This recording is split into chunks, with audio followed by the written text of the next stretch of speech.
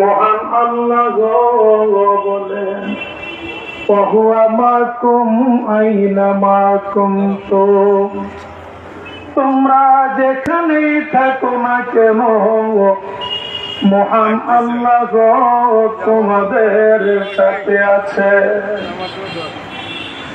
অন্য আয়াতে মহান আল্লাহ তাআলা বলেন নাহনু আকরাবু ইলাইহি মিন হাবলিল ওয়ারিদ, আমি প্রত্যেকটা মানুষের গায়ের সাহারাদের চেয়েও দেখি নিকটে।